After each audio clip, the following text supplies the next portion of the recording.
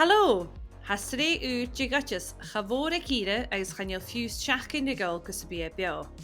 Bhí me se gaiinnig gúire a cáireach le lucht teagasg man teolalas agus an bethe achcha an film galig.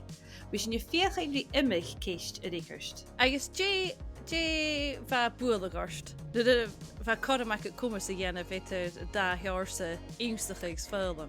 Hanneal dúliatas an ddífrite idir galig at bearla.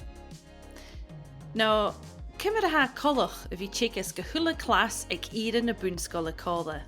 Seach bliana ba sin diribh rí Oideaspod go bua chomór a bhí acamsar na bethe achgasan.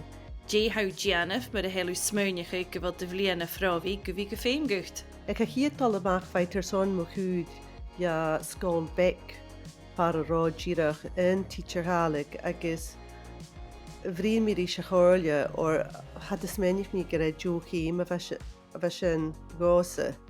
Dé me join ma how fuireach an na scíre dúchail is ú géirí céim suas a gáin at gríoch. Ha dodh. Agus meesc in thuavis rutanile, bhí sin féin amach mu rangsacha gur luchgóprach na tráíran. Ha na ha agaibhse as na tráíran cho cutramach, an dóis sa bhfuil a tócail canan ha díoch éantoch. Gata mus clein sin a sin cúd an 3 uair bhóg le prògram bhideo sònraichte. Bhí sinne a ha teagasg na tidsearan ag Sabhal Mòr Ostaig a bruidhinn chéile agus a freagairt na ceistean agaibhse. Sin Oideas, Sreath 3. Diardaoin in 8 bhláfichiid gin a bhars da bhíle sa fichiid sa chiad.